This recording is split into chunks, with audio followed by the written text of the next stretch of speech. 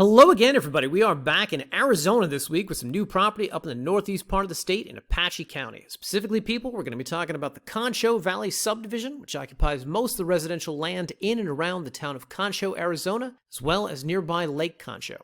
Now, it should be noted, guys, that as is our custom when we have a number of like-type parcels for sale in a small geographic region, the video you're watching right now is going to be more of a subdivision-specific video rather than a property-specific video, and will be posted on every listing page for property that we have in this region from now until the end of time. And of course, as always, guys, we recommend that for those of you interested in buying land in this region who want to dig a little deeper into the features of a specific property, who want to compare and contrast one against another that we have in inventory, we encourage you, as always, to review the property-specific notes found here on the listing page, as well as the photo gallery at the bottom of the page, which of course will feature photos from the specific parcel, and in turn will help to give you better insight into road conditions, utilities, neighbors, so on and so forth. Now, it bears noting, guys, that because this subdivision is so sprawling, there will actually be greater difference between individual parcels than we normally experience in subdivisions like this. Because of this, wherever a property is so unique or has some feature that is so exceptional or merits further discussion, we will, as always, include an additional insights video just here above the photo gallery. So for those of you who can't get enough of my voice after watching the first video at the top of the page, you'll be able to scroll down here and listen to even more of my mellifluous narration.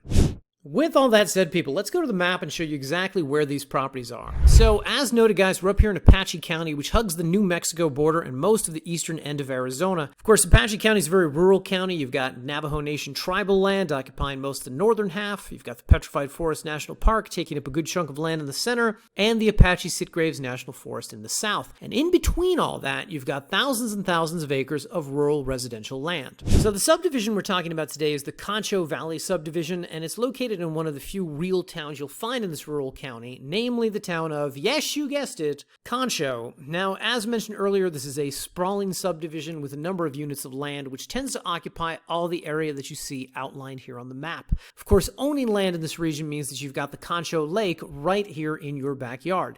Now, this is not a huge lake. You can take advantage of some boating, fishing, general relaxation, but this is not necessarily a body of water on which you're going to be doing any jet skiing, okay? Nonetheless, it's a nice attraction, sits in very close proximity to all the land here within this subdivision. Now, of course, for anybody who's worried about being too removed from major stores or groceries or supplies, you'll be glad to know that owning land out here puts you in pretty close proximity to the county seat of St. John's, which boasts a population of roughly 3,500 people and which is located about 20 minutes east here along State Road 61.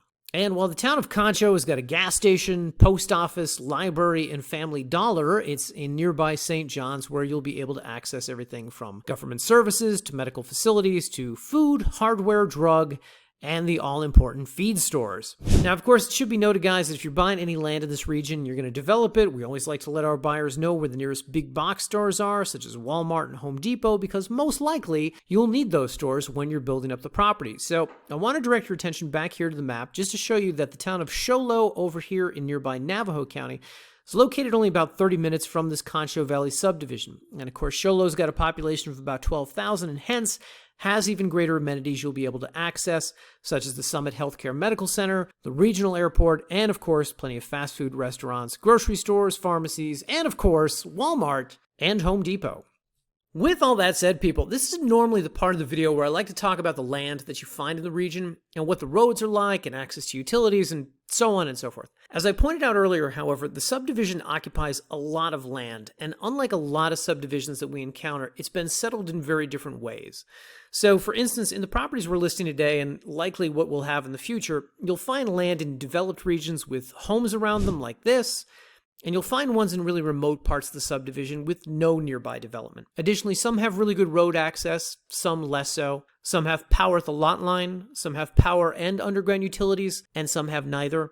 And of course, each property has its own appeal for different buyers. So because there's so many differences between these lots, I'm going to leave those details for an additional video that we'll post above the photo gallery on each page. And I'm going to like to talk instead about the things that all these properties have in common, which is the zoning, the covenants, and the restrictions. So there's a lot of people I see selling land in Apache County who represent this entire region as no zoning, live in your RV, do whatever you want, so on and so forth. And that may be true in certain subdivisions in certain parts of the county.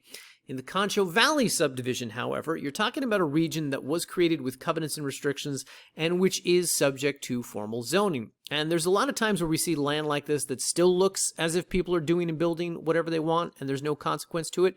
Based on the photos I've seen of this region, however, that does not seem to be the case here. So let's run through the basics, which we have conveniently enumerated here on the listing page. So first, this region has no HOA and no annual dues. Next, as noted, there were covenants and restrictions written when the subdivision was first created. That said, these are what we like to call, quote, reasonable, logical, good neighbor restrictions, which are not too strict and which anyone, with the exception of real jerks, should be able to follow pretty easily. Of course, as always, guys, if you'd like to get a sense of exactly what those restrictions may be, just come down here, click this link, and it will take you to this helpful PDF, which is the covenants and restrictions. And it should be noted, guys, if you read through this, you're going to see a lot of the standard stuff about setbacks, trash disposal, land being used only for residential and not business purposes, not parking a bunch of junk cars on the lots, so on and the like. Now, a couple quick things that jump out at us here, which we do want to make you aware of. First, there is a 12-month time limit on building from the time of groundbreaking. So let's be clear, guys. Buy the land, do nothing with it for the first 100 years, nobody cares. But once you get a building permit and you stick a shovel in the ground, that theoretically is when the clock starts. What happens at 12 months and 1 day? Probably nothing. But the point is, they write it out somewhere so as to make sure that people don't leave a half-built eyesore on the property for 5 years, driving down home values in the region. Next, any structure built on the land must be a minimum of 900 square feet and no taller than 35 feet in height. So basically 1 or 2-story homes, and depending on your definition of a tiny home, you may be able to do that as well. Now, of course, if you want to build something smaller or taller, this may not be the region for you. Next, mobile homes are acceptable as long as they are 40 feet in length and 12 feet in width. I don't have a lot of personal experience with mobile homes, but I'm guessing that's fairly standard for that type of dwelling. And finally, RVs and travel trailers may be used recreationally for a period of up to 90 days or as a temporary dwelling with a building permit. And for the record, guys, 90 days is basically the whole summer, so I think 90 is a pretty good, pretty reasonable number for those of you who don't want to develop the land immediately, but who would like to use it recreationally. Next, let's talk about zoning. So this is a region where I tend to believe the covenants may be more relevant than the zoning, as in they would supersede some things that zoning might allow. Whatever the case, as we have written up here on the listing page, this region is zoned agricultural general, a provision which, quote, provides for the continuation of agricultural, recreational, limited residential, and other land uses that are consistent with rural land areas. So this provision allows for the construction and use of single-family residences, mobile and modular homes, but it also allows for the breeding, raising, and training of certain livestock, including horses, cattle, sheep, and goats. Interested in learning more about the Agricultural General Zoning Ordinance, and who wouldn't be curious about such a thing? You can come down here, click this link, and it will take you to this PDF, which, of course, is an excerpt from the zoning ordinance. Of course, as always, guys, we recommend that if you do have any questions about this, it's always best to reach out to the county directly, specifically the Planning and Zoning Office, which will always know more about this topic than we do. So with all that said, people, if you would like to purchase this property, you'll be glad to know that we closed on it through Pioneer Title, which means that we did receive title insurance and that we will be conveying it to you with a warranty deed. So just come up here to the top of the page, click the Buy Now button, which will take you to this secure checkout, where we ask for a non-refundable, people, let me say it again, non-refundable $500 earnest money deposit. Now, to be clear, guys, this is not a property that has any financing offered. This is not a property where we're doing monthly payments. This is a property where we expect you to have the entire cash price. So if you do not have the entire cash price, you should not initiate this transaction. For those of you who do, however, here's the way it works. Come down here, give us the name for the deed, name for the contract, your mailing address. Then at the bottom of the page, agree to the terms of service, click Next, and on the very next page, you can enter credit or debit card information to place the $500 deposit. Now, to be clear, guys, this is an expensive property. Really, anything north of $10,000, we encourage our buyers to close through a title company on. Of course, you don't have to do that. Nobody's got a gun to your head. It's up to you. But when you're spending this kind of money, we recommend getting title insurance. And of course, one of the major benefits here for you, the buyer, is that with a title company, you've got a third-party intermediary who is not only handling the conveyance of the property, but also the disbursement of funds, meaning we cannot touch your money until such a time as the property has been deeded into your name. Now, if you're unfamiliar with how that whole process works, you'll be glad to know that on the listing page, we've got this helpful Notes About Purchasing, which goes into a little more detail here. But more helpfully, it links you to some pages on the website which will go into even greater detail about this process. The first page is called How It Works Buying From Us. And if you go here, you can see exactly how this process plays out. Step 1, you place that deposit. Step 2, we're going to draft a contract.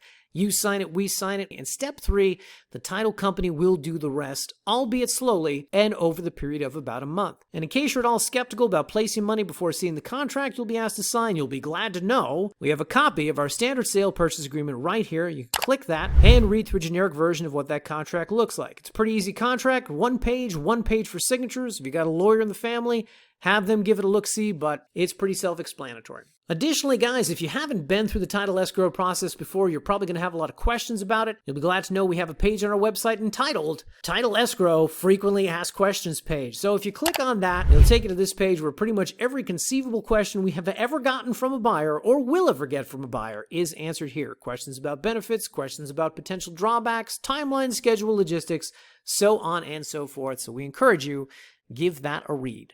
In conclusion, people, when we were scouting Apache County, trying to find some good property to offer you guys, I was looking for land that had utilities, it was close to a town, close to some kind of attraction, and you don't find a lot of that in Apache County.